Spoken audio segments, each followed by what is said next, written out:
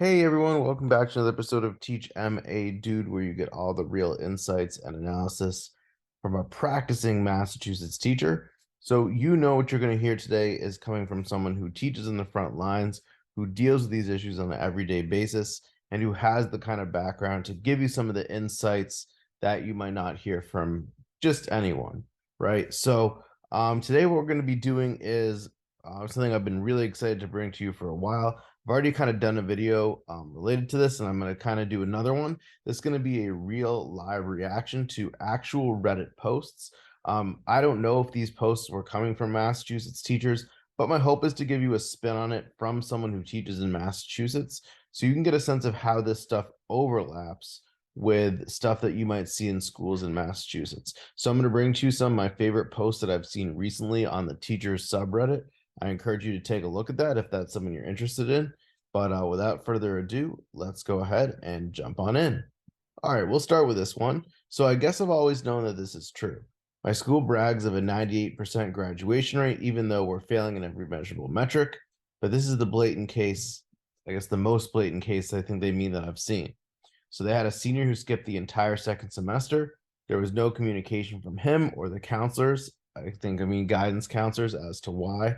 No attempt to complete the work. He just didn't come to school until 2 days before the end of the semester. One day before senior grades were due, his counselor emailed me, "What does a student need to do to pass?" I responded that due to attendance, he would be force failed. So 10 absences in a semester is an automatic failure according to the school policy. So that's something we can get into potentially at some point. You don't see this every day in Massachusetts. I think it depends on your district, but apparently this school has a policy that if a student misses too many times, it is a failure based on attendance. Frankly, they were surprised that the person even asked the guidance counselor since she knew that the person was going to fail. I'm not as surprised. So she followed up the next day with an email. What work can you do to bring his grade up? So even though this person already said, here's what's happening, they continue to push.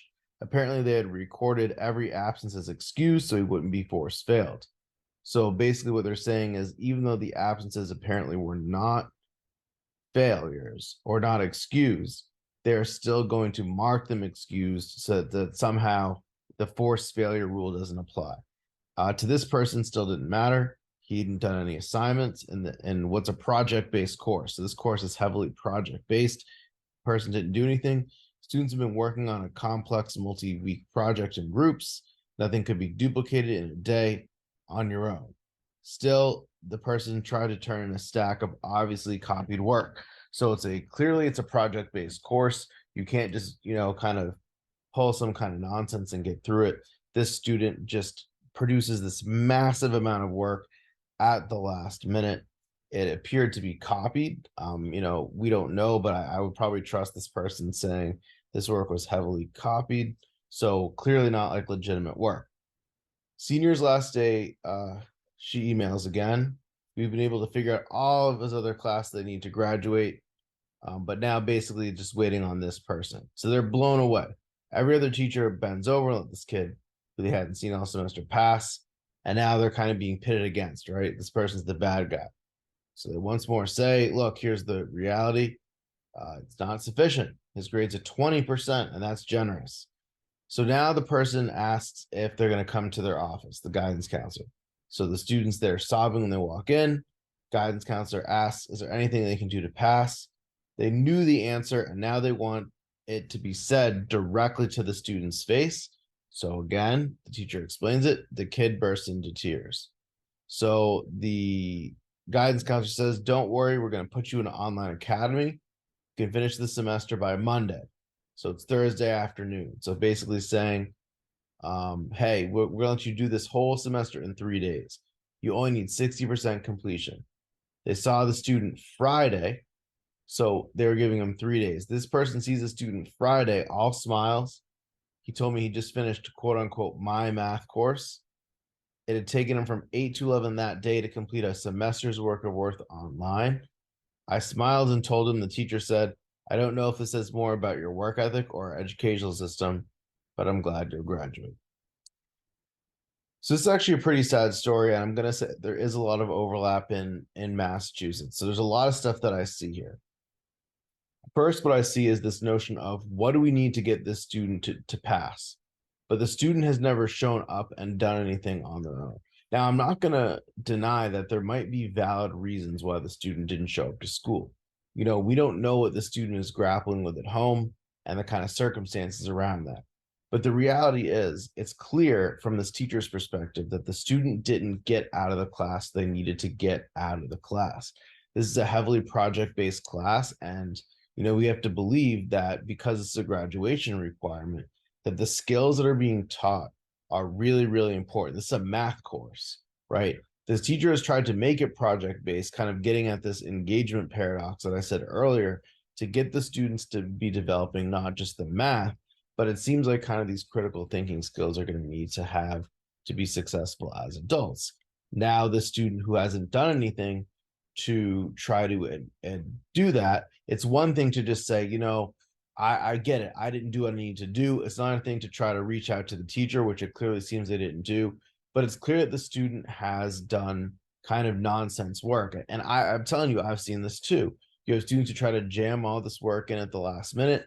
As this person says, it's clearly cheated work. And I originally thought this was an administrator. It turns out it's a guidance counselor. So the fact that a guidance counselor is trying to find a way to jam this kid through to graduation, to me, to be honest, and I don't know this for a fact, it seems to me like this kid was probably struggling for a long time. And I think the unfortunate thing that I've seen in my practice is a kind of guidance counselor who doesn't really show up for the student throughout the year when the student probably needs that guidance counselor support. But then here we go at the end of the year with, oh, what can we do to get them to pass, right? The fact is, it's really unfortunate. Now it is what it is. Other teachers are able to find a way to get the kid to pass. And I think those teachers, I would argue, actually care less than this teacher. Those teachers, it feels like to me, based on what I'm getting out of this, really just want to push this kid out. Like, listen, I'm done with this. I don't want to deal with this, whatever, take the passing grade. But this kind of stuff doesn't actually help students, because for all we know, this student is going off to attend some kind of college or some kind of postgraduate study. This could even be community college. And they're going off into a world of failure. Now, again, community college, for those who don't know, all you need is a high school diploma. By pushing this kid through to graduate, we have said that it is acceptable. You may attend community college. But the reality is, this stuff wouldn't fly in a setting like that. And this person is setting themselves up for a lot of debt and no real degree. And we're not doing anything nice by pushing them through like this. The reality is, this student, even if they were to do a summer school program and try to build up this math skills and try to recoup that as a condition to get a high school diploma, that would be vastly better than the idea that this person completed their whole semester. It seems like a joke, in 3 hours, right? And it's kind of developing this, it's really reinforcing this lack of work ethic, where when you think about it, if I'm the student, why spend doing in a semester that I could just do in 3 hours, right? We always have to wonder what's going on at home. And I know, again, kids have a lot of stuff they deal with at home, and that happens in Massachusetts too. But where I start to think about it is, can you found 3 consecutive hours to crank out this online course, but you couldn't find any time at all, not even 3 hours over the course of the past few months, to send the teacher an email, to figure out your missing work. I'm sure this is all posted online based on what I'm reading here. So it's really difficult, right? It's a really difficult situation. I've seen this happen a lot as a math educator. Unfortunately, in my experience, the administrator is going to back the guidance counselor, because one thing that I believe in, unfortunately, is that in many cases, and I haven't seen this too much in my own school currently based on my kind of limited experience and my kind of position, but in a lot of situations, you have this phenomenon of admins graduate, teachers educate, right? Where the teacher is focused on, how do I educate the student? I think this teacher is focusing a lot, right? This teacher doesn't want to let this kid pass. This teacher wants to ensure this kid demonstrates their abilities to pass. So this teacher is focused on education. So teachers educate, but the admins graduate. The admins focused on, what is my graduation rate? How do I get this kid through high school? And I think what happens sometimes is that what they're learning, and that doesn't just mean math skills, that means the skills of interacting with a teacher, emailing a teacher, like I said earlier, emailing a teacher when you're struggling in a class. The executive functioning skills of planning out, what do I need to do? What work am I missing? How can I get that work done? How can I structure my time? Right? Making those like structures and those going through those processes, even if you don't pass the math class, even if you're able to develop. And I believe, honestly, if this kid had been a self advocate, who would regularly email the teacher, like, look, I know I'm missing school. What do I need to do? I believe that this teacher probably would have provided them with the project information, and this person could have tried to chip away at home. And I think if this person was able to do the project at home, but for whatever reason couldn't come to school, I think that we would be looking at a different situation. So, related, today I go to graduation ceremonies and I see a bunch of seniors who never came to class, never passed a quarter, and never took their semester exams be conferred diplomas they don't deserve. To the administrators who changed grades, manipulated schedules, and allowed students to cheat on their statewide tests, we see you as the frauds you are. So this is a very strongly worded Reddit post here. And again, I can't comment on changing grades, manipulating schedules, cheating on statewide tests, because I don't know the certain situation. In my career as an educator, I've never seen cheating on statewide tests.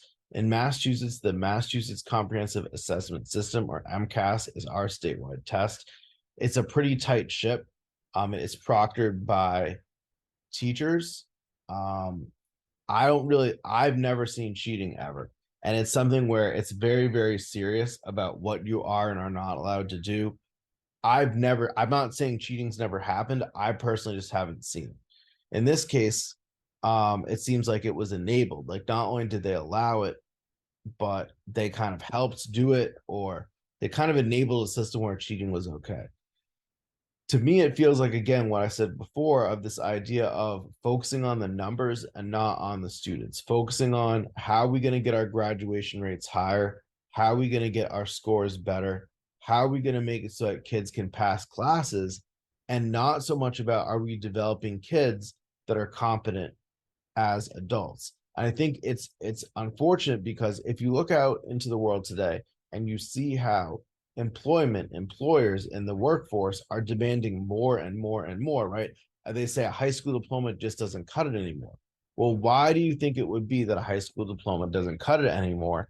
And I think a lot of it comes from the reality that people have realized that, look, the high school diploma, the standards are so low for a high school diploma that it's just like, look, the reality is that, it's not worth anything, because if anyone who doesn't even show up can get a high school diploma, then why am I going to value it, right? Like, okay, you showed up for a couple weeks of school and you graduated. Well, like, what does that mean to me?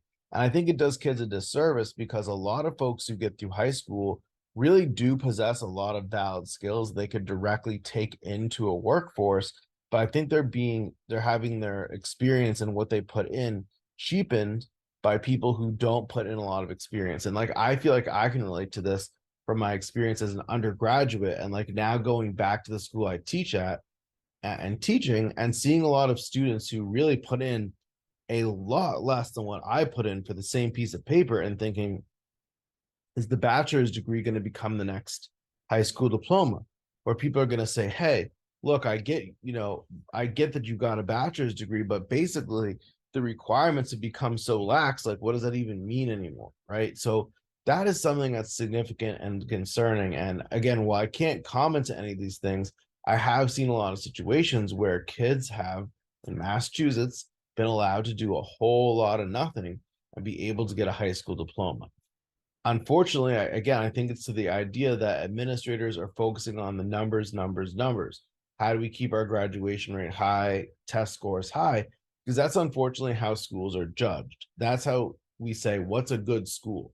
And I don't agree that I do think that it is important that students demonstrate their knowledge. I think that standardized tests can be a way to give everyone the same kinds of questions in the same environment and have a meaningful way of knowing how students are achieving. But I think, again, when you milk those numbers, then I think they start, or teach to the test, then I think they start to lose their value. And unfortunately, I think it leads to a lot of consternation among teachers, and it makes what's supposed to be a really upbeat and positive thing, like a graduation ceremony, pretty sad. Unfortunately, the reality is a lot of these students are going to discover the hard way that life isn't that easy. And unfortunately, many students are going to wind up in a whole lot of debt. And so when you think about people like politicians who want to cancel the student loan debt, think about all of these kids who are forced into the real world who probably know that they shouldn't be going to college. They don't have the skills taking out these loans. Are people in this situation, like, how do we tell these people, well, look, I know you got yourself into the situation. I know you took these loans, but now on top of that, like, you've never known responsibility. And now on top of that, we're going to take the debt that you chose to accrue and we're going to cancel that debt. At what point do kids learn that you actually have to be responsible for your decisions? They certainly don't seem to be learning it here. So again, real sad situation. I've warned them. We've been working on the final project the last few days of class with students building a Google Slides presentation. The assignment is designed to be gimme points to boost their grades. So basically, it looks like they're doing a Google slide, and it seems like it's pretty straightforward. I've done these kinds of things, right? I want to boost their grade. I want to give them an opportunity. I'm going to do the slides presentation. Two students, both of whom need these points to pass, have copied their presentation from other students from last trimester. I have it in bold italics on the front page of the assignment. That copying will give you a 0. It's on the board at the front of the room, and I've reminded them of this in spoken word every day. I have no plans to bring it to their attention that I know they've copied it before they turn in. I'm just done fighting the battle. Well, the reality is, to me, and I don't know this for a fact, it seems like basically this teacher designed it for these students who need the points to pass. It kind of was like a little gimme, like a little extra like opportunity for the kids who they were going to pass, but it's a pretty straightforward attempt for the others. The reality is these students just don't care, in my opinion. And look, the reality is you can say a direction like this over and over. You can scream it from the rooftops. You could probably stand next to them and say it over and over again on repeat. The reality is the students don't care. They're part of a system, unfortunately, and I've seen this again over and over. They're part of a system where they are enabled to not care. They're able, because even though these students probably need these points to pass, even if they get the 0, somehow they're still going to be passed on. And they know that there's not a really big significant consequence depending on their age. I'm going to assume this is late middle school or high school, but depending on their age, like they know that there's no real consequence for not really putting in what they need to put in. The reality is they shouldn't even need a give me point assignment. They should be able to pass based on their own merit. It's typically, in my experience, you need to really try to be failing in college class, or a high school class, that is. If you're literally coming to class every day, asking questions, doing the classwork that's put in front of you, like coming after school or before school when you need help, as I said, completing the assignments and putting in a really strong, genuinely strong effort, you're not a student who needs this situation to pass. And it's really unfortunate. But again, the students, I don't feel, have a genuine motivation to care. And again, I think it's because you have a system that doesn't really incentivize them to care, and probably potentially a lack of support from home really driving the kid to be successful. I've honestly had these little give me point assignments. I've dropped them because, in my opinion, the reality is this: if you do the gimme and the kids don't do it, unfortunately, they're still going to find some way to pass them anyway. All you're really doing is frustrating yourself. Think about the time that this teacher put in to this assignment to support the students. Is it really paying off? Doesn't seem like it to me, right? And again, no matter how many times you state a direction, they're not going to follow it. A little story: I used to work at a restaurant. We had our host stand in the front of the restaurant. We would put a sign in the back of the restaurant next to the back door, because there was like a front door and a back door. So in the back door, we'd put a sign: please come to the front to see the host stand. The host will see you. I cannot tell you how many times you had people stand right in front of that sign. This was not small print. This was huge print. Please proceed to the front of the restaurant. You would have people stand there, and they would have literally, like, the sign would be next to their head. They wouldn't see the sign. They wouldn't acknowledge the sign. These were adults. So the reality is there's sometimes no way that you can make directions clear enough where everyone will understand them. And again, when you don't really care to follow the directions, that kind of adds into it. So again, pretty frustrating situation. Definitely feel for him. Definitely something I've seen in Massachusetts. All right, this is a little controversial one. Dear general education teacher. So this is like a note to a gen ed teacher. I'm a special education teacher. I have a degree in education and a master's degree in education. I'm certified to teach early childhood, general ed, and elementary general ed, mild to moderate special education, and severe to profound special education. So just stepping back really quick, this is a special ed teacher. They have a license to teach a general ed and elementary and early childhood in a general education setting. So generally speaking, that would be your quote unquote main teacher. They generally teach mostly kids without disabilities. Maybe they'll have some kids' disabilities in there, but they also have a license to teach mild to moderate and severe to profound special education. In Massachusetts, moderate, there's two levels, moderate and severe currently. So moderate disabilities is what I'm licensed in. I could teach kids with mild to moderate special education.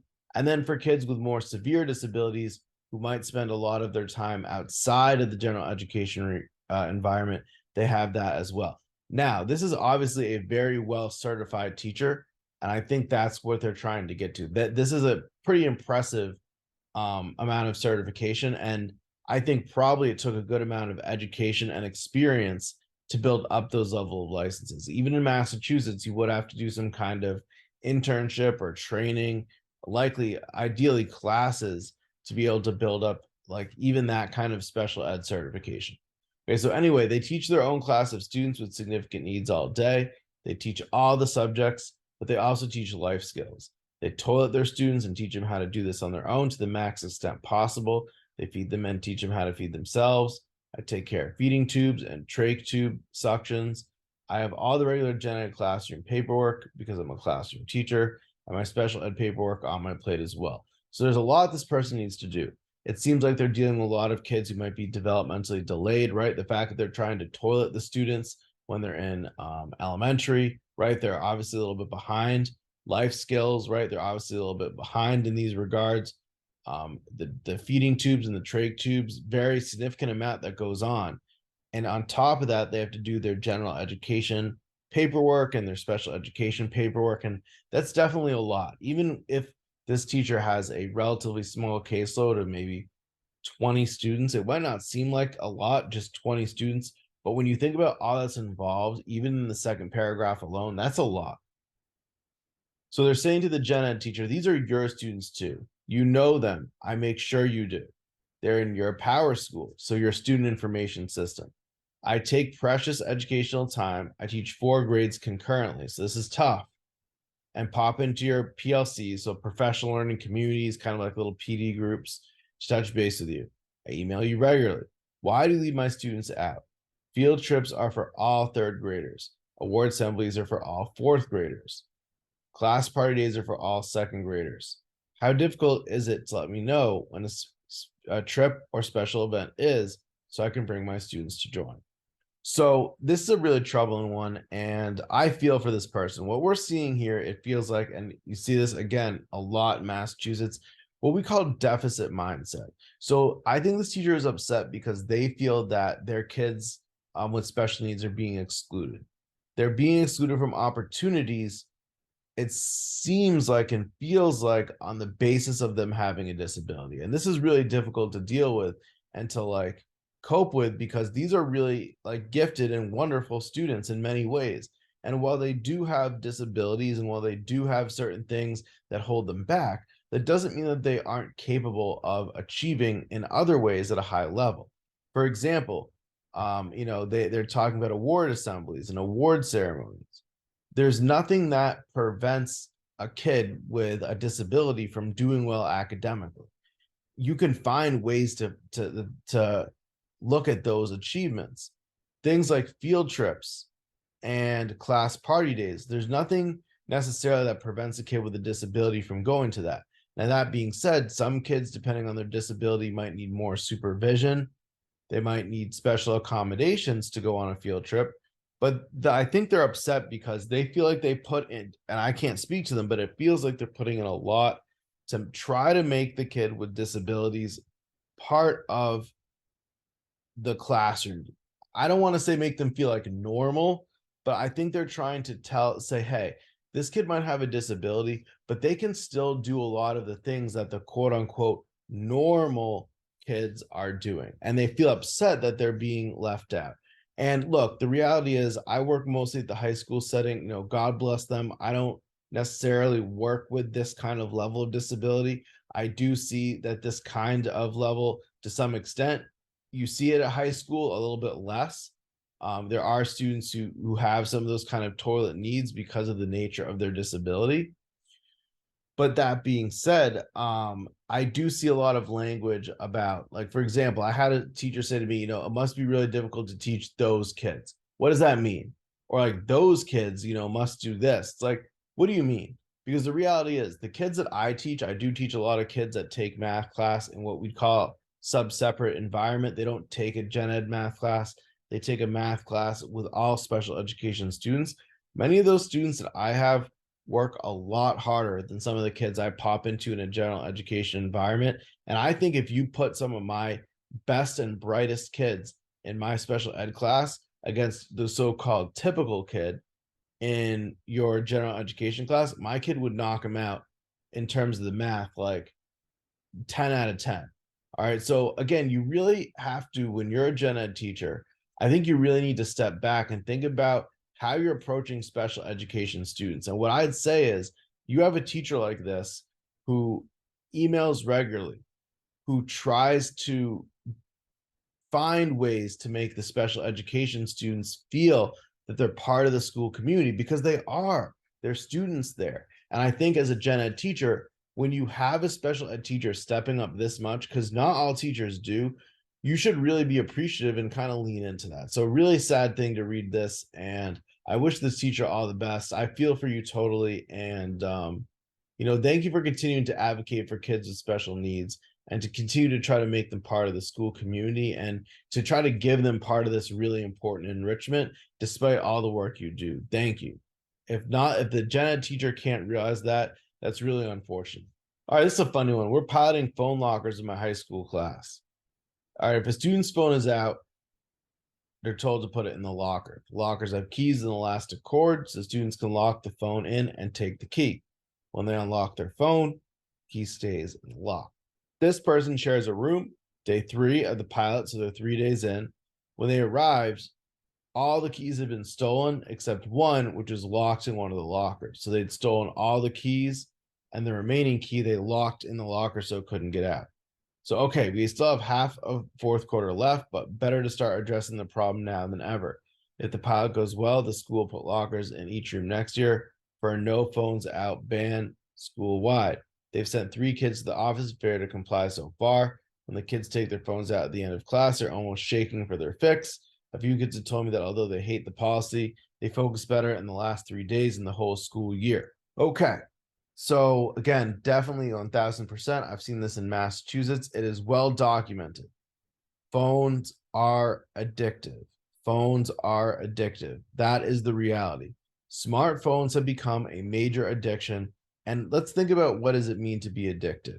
Addictive means, one, you cannot regulate your use of something, right? Think about addiction to a drug. When you're addicted to a drug, you cannot regulate your use of it. You're not able to moderate your use of it.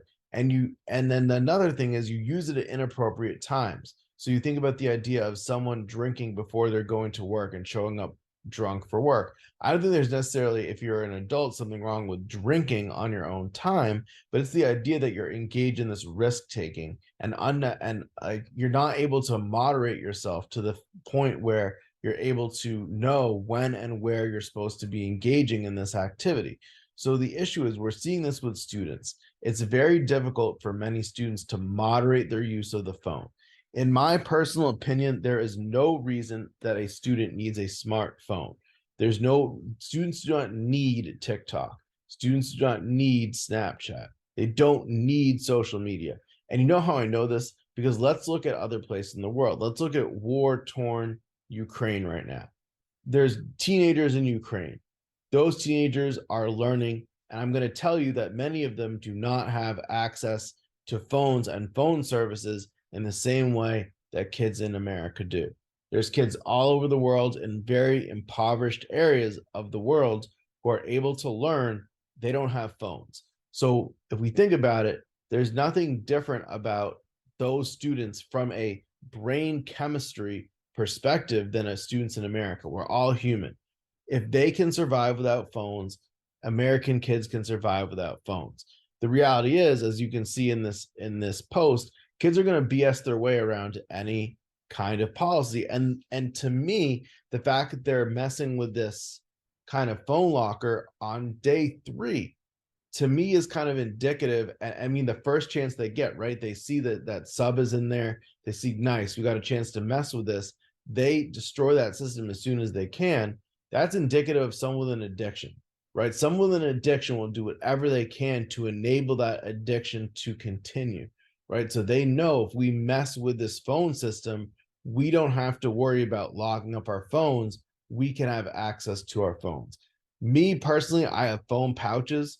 I think that they've had mixed usage. I haven't had a lot of issues with phones in the rooms with the pouches because I think the students know, one, I'm supposed to put my phone in the pouch. If I don't, I can't have my phone out because then I'm going to be that kid who's being told to put his phone in the pouch. And it's not perfect, but the reality is kids need to learn that they need to have moderation with this kind of stuff.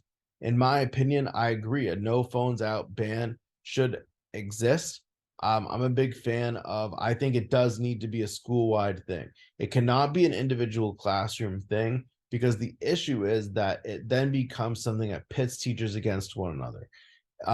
If you have the phone pouches, I don't do it, another teacher does. Or then it becomes, well, he's not doing it. How come I have to do it here? And then it distracts from the point.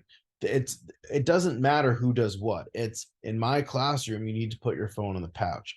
By having a school-wide system like a Yonder pouches or something like that, then it becomes a system where everyone's engaged in it. The admins are taking charge of it because it's a behavioral thing. They should be taking charge of it. And as you can see from this person, right, the students are going to focus better. It's actually good for their learning. I think as schools, we have an obligation. If we see a student addicted to something, we have an obligation to step in and battle that addiction. If it's drugs, we should be intervening. A phone is still something that if it's addictive, we should be intervening on.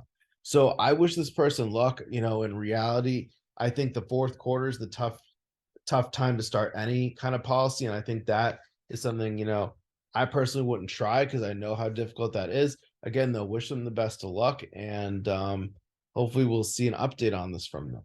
So what do you do about hostile, aggressive, or threatening parent?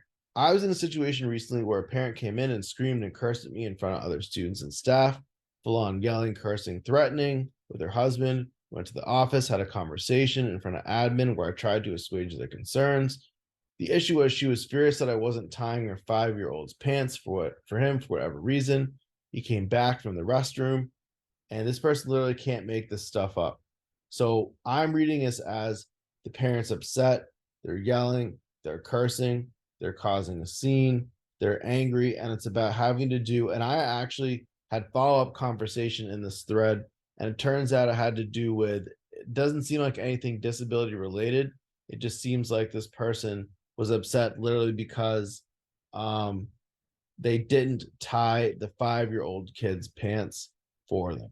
So not sure what to make of that. So the teacher had said he told the parent they were happy to help if they asked, but the toilets are supposed to be done independently. So the kid's supposed to be independently going to the bathroom and taking care of their business and pulling up their pants. Pretty commonplace expectation for a 5-year-old. There are a lot of students I don't monitor. There's a lot of students that is, so they're not monitoring whether he's tied the drawstring himself. One thing the teacher suggests that the mom send the kid to school in different pants. And apparently this was the crime because it was interpreted by the parent as attitude. So they go on. Dad goes online and makes very public threats. They're shown to the administrator the next day that the dad comes into school. Fortunately, they are stopped to speak with the admin. and they leave the building. The teacher, that is, at the back door with someone walking next to the car, so they're being like kind of guarded. um they explain they feel unsafe and they don't personally want to speak to either parent, again under the circumstances. When the mom comes for a pickup, she's stopped at the office again, which is good. That she's enraged at the idea that she'd be stopped, and she starts calling higher up the administration to claim we're discriminating against them because they're Hispanic, and that not being allowed to enter the classroom takes away from her son's quote unquote experience, and so on and so on. I'm not going to jump in too much to the details, but they want to know, what can they expect? What's done when a family is threatening and abusive in a public elementary school because they were in private? We can't expel the student from a public school. That's true. This student actually ended up not being allowed back. And what can they expect from admin as far as support? They don't want to be screamed at and cursed at by quote unquote Karen parents. And that is a derogatory term technically, but it is what it is. This to me is, I've never experienced something to this extent. I have experienced some pretty difficult parents, and I think maybe once in my career, to the extent of yelling. And the extent of yelling irrationally, where they ended up having to eat crow once they heard the whole scenario.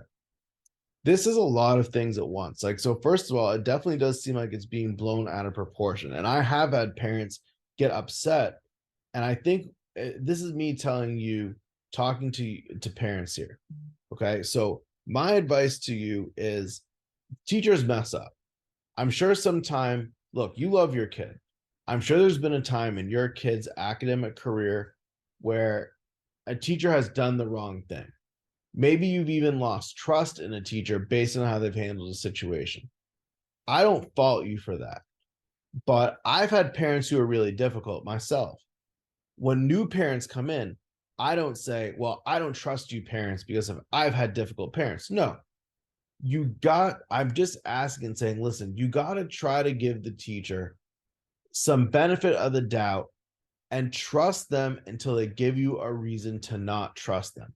If this teacher here in this scenario had said maybe something to suggest that they have something kind of vendetta against Hispanic people, then I would understand why the parent is making the claim that there's discrimination. That would make sense because that's based on the actions of the teacher. But I just don't feel that there's anything to really back that up. To me, it almost feels like racism, to the extent that if this teacher is white, well, why are you assuming that a white teacher would be discriminating against someone who's Hispanic? Why does a white teacher suddenly not able to see past, say, hey, I recognize you guys are of Hispanic background, but I'm not going to let that influence how I treat your child? Why are you assuming that a white person is not able to do that? I'm concerned by that potentially. The idea that you're going to post vitriolic statements online, look, the reality is it's not going to get you anywhere, right? You're going to try to shame a teacher. You're going to try to get a kind of rabble roused. Step out for a second and think about the fact that the kid is the one witnessing it. And the kid looks to the parents for what quote unquote normal behavior is. And they're going to start to see that this kind of behavior is how you solve problems. And the problem is, this kind of behavior is not how you solve problems. If you go in your everyday life, and this is true, if you go through your everyday life, like literally yelling at people, trying to shame them online, doing all this vitriol, you're going to end yourself potentially facing legal problems. This person was kicked, the kid was kicked out of the school based on their parents' kind of interactions here. They were stopped by security when they were entering the building. People are not going to trust you. People are going to have issues. So my advice is, look, and the reality is, in a public school, you can't expel the kid over this. So if I had a parent who was like this, my biggest piece of advice would be to make sure that any meeting you have with that parent, if they're really angry and they're really at this level, you should be having a conversation, any kind of conversation, with an administrator present. And you really do want to make sure the administrator is looped in advance. If the parent has sent you emails, you want to make sure they're forwarded to the administrator or shown to the administrator. to give them a background of the situation. And I'm not saying you're trying to like make some kind of covert plan, but you do want to let the administrator in on what's going on as the teacher, and you want to make sure you've established your side of the story. At the end of the day, if you're wrong, you're wrong. It doesn't matter what the facts are if they don't support what you're saying. But in this case, and in follow-up conversations, it doesn't really seem like this teacher did anything wrong. The reality is there's a lot of parents who believe that schools are out to indoctrinate, that teachers are out there to do stuff to their kids. And in my experience, I haven't really seen any, very much at least, indoctrination. I haven't seen any kind of inappropriate kind of acts, so to speak, between teachers and students myself. Not saying it doesn't happen, but that's not how the overwhelming majority of teachers actually are. In terms of admin support, I think it's going to vary. Unfortunately, I've seen admins who relentlessly back the parent side to a fault, to a point where it reinforces the parent's kind of entitled behavior. I've been gaslit by administrators, and I think it can be very harmful to the student because, again, they learn kind of not productive ways of handling conflicts. So again, I wish this person the best of luck. I think things did work out well in the end. They should just know, like, this isn't like a norm. This isn't how most parents actually are. And so I think that you should be ready for entitled parents, but the best way to deal with an entitled parent is to not acquiesce to what they want unless it is reasonable. And even when it's reasonable, you have to take a measured approach. So, kind of having that meeting, setting clear expectations, but sticking to the expectations and enforcing the fact. And you don't say it like this, but you basically take this stance of, I respect your perspective. I understand where you're coming from, but I'm going to treat your kid equitably. I'm going to give them the same chance of learning as any other student would have. I'm not going to treat them specially for any reason. Maybe if they're a kid with a disabilities, right, you give them the accommodation, but ultimately that's giving them the same experience to the greatest extent possible as everyone else. So again, best of luck with this person. Hopefully you find a little bit more, for lack of a better word, easy to work with parents in your next position. All right, kind of controversial one. Common courtesy is now racist. Writing this on behalf of my mother, who was a middle school science teacher for 30 years, now retired and subbing in my local district. My mom has always been a mind your own business policy in her classroom, but since retiring and starting to sub, every little correction to a student's behavior results in some variation of why are you being racist. She's very curious how present this is across the country and when, if possible, it started.